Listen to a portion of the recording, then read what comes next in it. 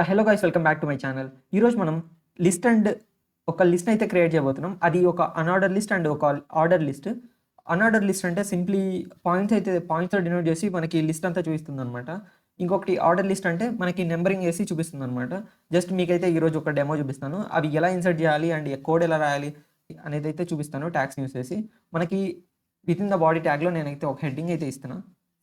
H1 tag అయితే ఇస్తున్నా. దీనికి నేమ్ లిస్ట్ అని అయితే ఇస్తున్నా.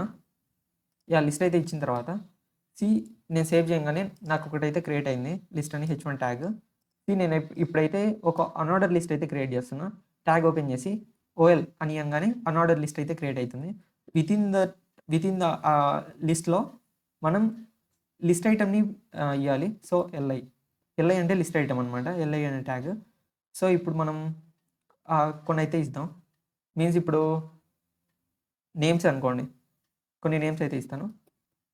మోహన్ ఎస్. నేను ఇది మల్టిపుల్ టైమ్స్ నేను కాపీ చేస్తున్నా. ఓకే, ఇక్కడ నేనైతే నేమ్స్ ఏం చేస్తాను, కుమార్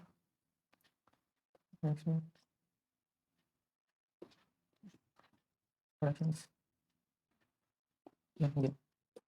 నేనైతే సేవ్ చేయగానే నేను ఇచ్చింది ఓఎల్ మీన్స్ ఆర్డర్డ్ లిస్ట్. సో ఇక్కడ నాకు ఫాంట్ సైజ్ కొంచెం ఇంక్రీజ్ చేద్దాం అనుకున్నాను. ఇప్పుడైతే మీకు క్లియర్గా కనపడుతున్నాయి అనుకుంటున్నాను. నాకు ఇక్కడ ఆర్డర్ లిస్ట్లో ఒకటైతే క్రియేట్ అయిపోయింది అనమాట. ఇక్కడ నేను unorder list UL, unorder list అంటే యూఎల్, ఆర్డర్ లిస్ట్ అంటే ఓఎల్. ఇప్పుడు నేనైతే సేవ్ చేస్తున్నా.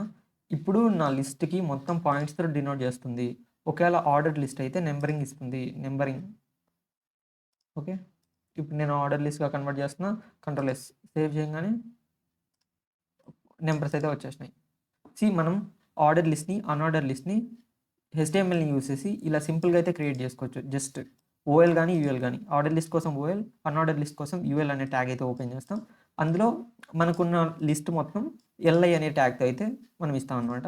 ఇప్పుడు ఇది ఒక లిస్ట్ ఐటమ్స్ అనమాట. ఇది ఎల్ఐ అంటే లిస్ట్ ఐటమ్. ఇదొక లిస్ట్ ఐటమ్. ఇలా మొత్తం అన్ని లిస్ట్ ఐటమ్స్ అయితే ఇందులో ఇస్తాం. ఓకే, ఇప్పుడైతే మీకైతే అర్థమైంది అనుకుంటున్నాను. ఇలా ఈజీగా మనం ఆర్డర్డ్ అండ్ అన్ఆర్డర్ లిస్ట్ని అయితే క్రియేట్ చేసుకోవచ్చు HTML యూస్ చేసి.